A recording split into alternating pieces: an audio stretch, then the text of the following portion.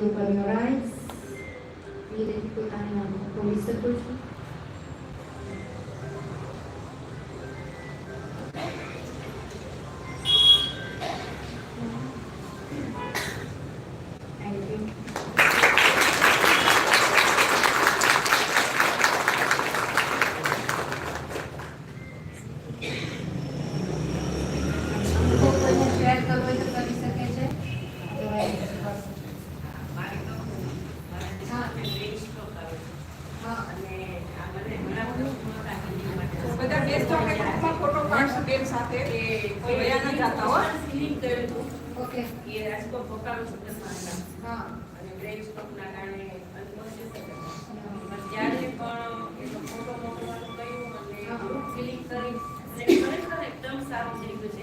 આટલું જલ્દી ડોક્ટરે કીધું કે એને વર્ષે 2 વર્ષે 3 વર્ષે 4 વર્ષે ક્યારે યાદ શક્તિ આવે ખબર નથી, પણ એ સારું થઈ ગયું અને એને 1 જ વર્ષની અંદર બધું જ યાદ આવી ગયું.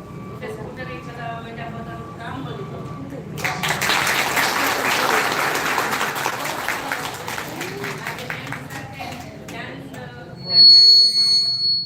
બધા બેન સાથે ફોટો પડાવવાનો છે, કોઈ ઉતાવળ ન કરતા આપણે બધાએ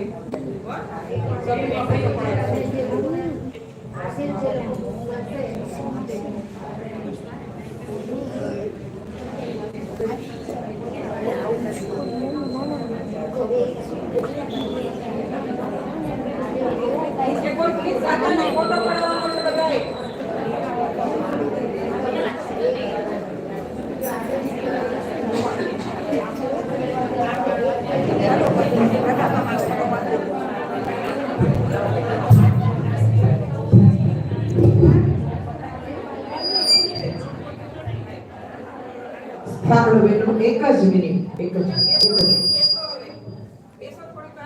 બેન પોતે કોર્સ પણ કરાવે છે, ઓનલાઈન પણ કરાવે છે, ઓફલાઈન પણ કરાવે છે. એને આપણે માટે એટલી સગવડતા કરતી હતી કે અહીંયા ગ્રુપ બની જશે. તમે 8-10 બહેનો કે 15 કે જે કઈ સંખ્યા થાય એ પ્રમાણે રેન શીખવો હશે તો સમય નક્કી કરીને આવશો. પણ જો આજે બુક કરાવશો, કારણ કે જો ફ્રીની કોઈ વેલ્યુ નથી, બરાબર? એટલે ગુરુ આપણે માનીએ તો ગુરુને આપણે ગુરુ દક્ષિણા રૂપે કોઈ ચાર્જ નથી, પણ એ આપણે કંઈક ને કંઈક ફૂલ નહીં તો ફૂલની પાકી રૂપે આપીએ. તો એના માટેનું બેનનું લેવલ 1 છે ને, એ જો આજે બુક કરાવશો તમે તો 500 રૂપિયાનો ચાર્જ છે, ખાલી 500 રૂપિયા. અને બીજા કોર્સ કરવા પડે માઇક છે ને અહીંયા રાખે છે.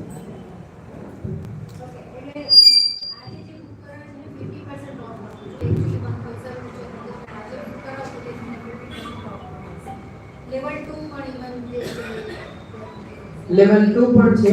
લેવલ 1 કરવા માટે જ ખાલી 1000 રૂપિયાનો ચાર્જ છે, પણ જો આજે એનો બુક કરાવશો તો બેન ખાલી 500 રૂપિયામાં કરી આપશે.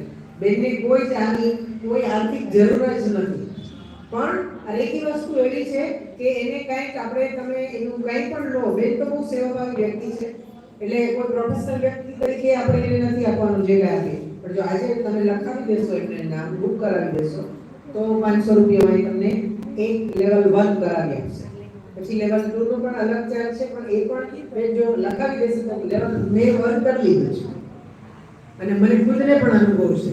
અને કરવા જેવી વસ્તુ છે કે પેલા આપણે આપણા ખુદ માટે કરી શકીએ છીએ. અને હું તમે જે સામે જે એનર્જેટિક દેખાવ છું ને, એ રેકીનો પણ પ્રતાપ છે, યોગનો તો છે જ, પણ મેં રેકી પણ શીખી કે ભાઈ આપણે કરીએ અને બીજાને કરાવીએ. મારા માટે બહુ મને જરૂર નથી, કોઈ પ્રોબ્લેમ્સ નહોતા, પણ ઘણું બધું બેને મને કીધી છે વાત કે કોકના મનની વાત જાણી શકાય. એટલે તો એક મિનિટ માટે હસાવીએ કહું કે જનરલી એટલે બધાના ઘરમાં અડદિયા બન્યો છે ને, સવારે નાસ્તામાં ખાવ છો તો ક્યારે ખાવ? બપોરે ખાવ, બરાબર. પછી રાત્રે ટીવી જોતા હોય અને ઘરવાળા આંટા મારવા માંડે તો તમને ખબર પડે કે ઈયળો એકદમ રોકતા હોય. મને ખબર પડી જાય બેટા 2 વાર રસોડામાં જાય, 2 વાર પાછા આવે ને લોકો અડદિયા ખાવા છે કે મને કેમ ખબર પડી? હું રેકી જાણું છું. એટલે કહેવાનો મતલબ કે બીજાના મનની વાત આપણે સમજી શકીએ છીએ. કે જેમ મેં કીધું ને કે સાસુમાં રસોડામાં નીકળે ને, આપણે રસોડામાં હોય જમતા હોય તો એ એમ કહે કે પ્રીતિ